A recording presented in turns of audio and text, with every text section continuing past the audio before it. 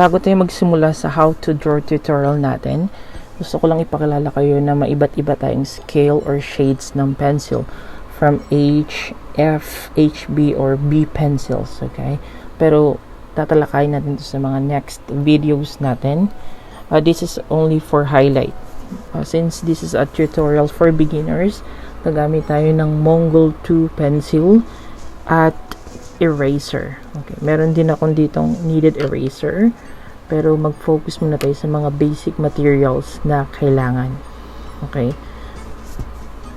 For this topic, gagamit ako ng ordinary paper or bond paper, pero pwede ka rin gumamit ng sketch pad, drawing pad, ganyan, or any paper na meron ka ngayon, at Mongol 2. Okay. Sa pagdodrawing, merong 3 basic elements: line, shape, and form. Okay. Una natin gagawin para makapag-create tayo ng shape, kailangan muna natin gumawa ng mga lines. Okay. Pag gagawa tayo ng shape, hindi natin kailangan na direct sa circle agad. Okay, if hindi pa natin kaya. So, ang maganda natin gawin, gumawa tayo ng shape or lines para makabuo tayo ng shape. Okay, for example, yung sa mga sketching technique, tulad nito. Okay, then yung pressure ng kamay natin, dapat magaan lang. Para makapag-create tayo ng shape. Okay.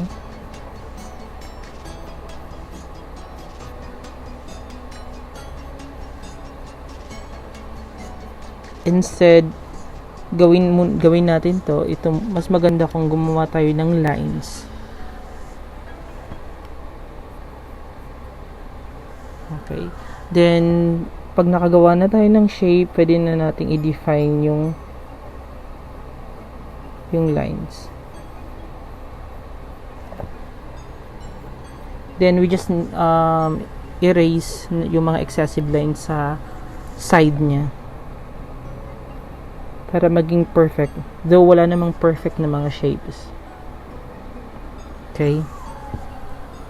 Ganyan paano gumawa ng lines. Or any object, kailangan natin mag-add ng value dito sa shape na to create a form. Meron tayong core shadow, highlight, reflected light, and cast shadow. Okay, para mas maintindihan pa natin sila, gawin na lang natin. Okay, kailangan mahanap muna natin yung source ng light. For example, yung source ng light ko dito is nandito. Okay, source ng light at yung object kung saan tatama yung light niya. Na to, since natatamaan siya ng light, okay, highlight yung part na to. Okay, yung sa side niya or yung sa baba niya, dito yung mas dark and magkakaroon siya ng shadow. Example.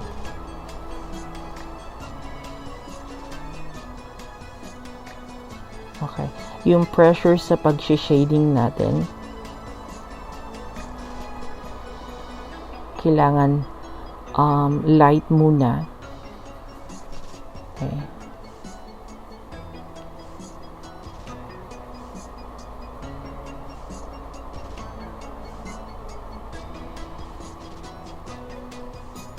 Okay.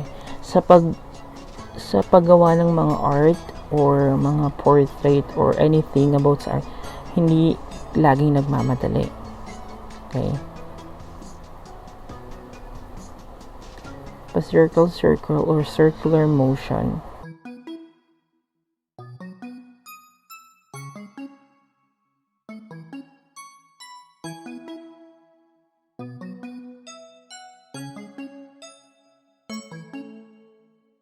Sige, fast forward na lang natin kasi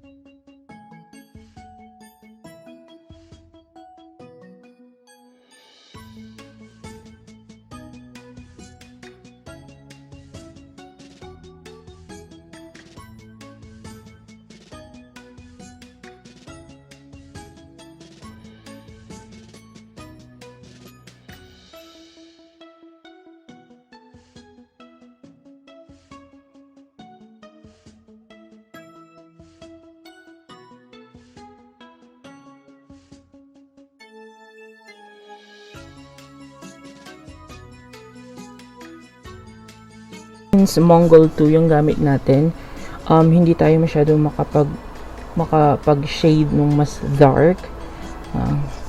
Pero ito yung magiging form niya using shading. Okay, yung highlight part, this is the lightest area of your object or reference. Okay, itong part kung saan yung light source, okay, na tinatamaan siya. Yung core shadow naman, ito yung pinaka part ng object that doesn't ito siya, that doesn't receive light. Okay, opposite siya ng highlight. Okay. Yung reflected light naman, ito yung light na nagbabounce, okay, coming from the support or floor, screen, or wall. Ito siya, yung reflected light. Okay, and yung cast shadow naman, located on the surface, ito, behind the object. Ito, dark din siya. Okay, so you can also experiment or use some reference or object. For example, okay, I know that mahirap pag-aralan yung sa may paano makapag-create ng form using the light, from lightness to darkness. Okay, it really takes time, but okay, for the element of art naman, it consists of 7, but we're just going to discuss the basic drawings. Okay, I also have an example here for other shapes.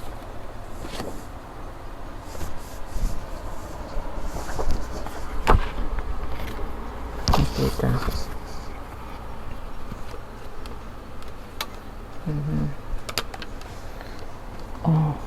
first doing the line for rectangle, then adding a shape, okay, to cylinder, and nagkaroon siya ng form for dimension, then triangle to cone, then square to cube. Sketch ako dito, so gagamitin kong pang shade ng pencil is 6B, 8B, and charcoal pencil. Okay.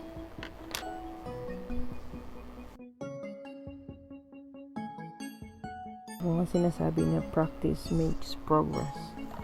Gumawa lang ako ng random sketch para mapakita yung mga shades or shades sa different part area. I'm not be specific about the parts of the area. We will just tackle that one on the next video or next tutorial.